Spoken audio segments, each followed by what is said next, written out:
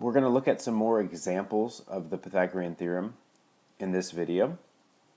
Remember from the last time, the Pythagorean theorem is a squared plus b squared equals c squared.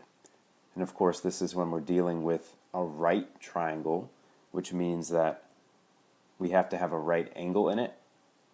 And remember that c is always the side across from the right angle, which happens to be the longest side of the triangle. We call it the hypotenuse.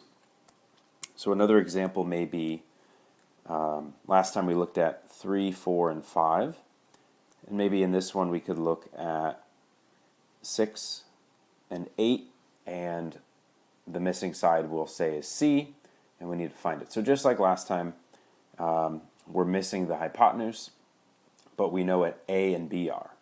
So A will be 6, B we'll say is 8, and we're just going to plug them in to the theorem. So 6 squared plus 8 squared, and that's going to be equal to C squared, our missing side, squared.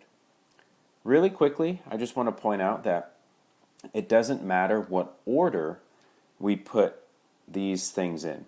Okay, so we called A 6 and B 8, but we could have just as easily said that A was 8 and B was 6. We could have plugged them in like that. Okay, because when you add something, you might remember that adding two things, the order that you add them in doesn't matter. Right, so 6 squared plus 8 squared is the same thing as 8 squared plus 6 squared. It doesn't really matter. Okay, the only thing that matters is that C is that side over there that we've been focusing on, the hypotenuse. Okay, that's the only side that really matters in this. All right, so anyway, we'll say 6 squared plus 8 squared equals C squared. Okay, and let's do this out. So 6 squared is 6 times 6. We could do that on the calculator. We get 36. And then 8 squared is 64. And together, these are equal to C squared. And when we add up 36 and 64, we get 100. 100 is equal to C squared. So what number times itself is going to give us 100? It's 10.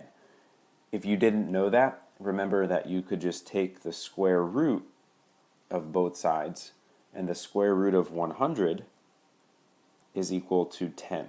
So that means that C, our missing side, is 10. And that's the answer. So 6, 8, 10. Another side note, really quickly. There's such a thing as, they're called Pythagorean triples, right? A triple is just like a set of three things. So that's where the name comes from. And a Pythagorean triple is just a set of numbers that makes up a right triangle. So in the last video, the last example we saw, we had 3, 4, and then the hypotenuse was 5. Here we have 6, 8, 10, and there's a bunch of these. So sometimes it's just kind of easy if you start to do this a lot, you start to memorize these combinations. And so if you know that 3, 4, and 5 are the sides, or 6, 8, and 10, and you're missing one of them, it might be easier for you to just know, oh, in this example, oh, I'm missing the 8, but I have a 6 and a 10. I know the missing side is 8. Okay, if you could remember that, you don't even need to do out all the math. That's another cool trick.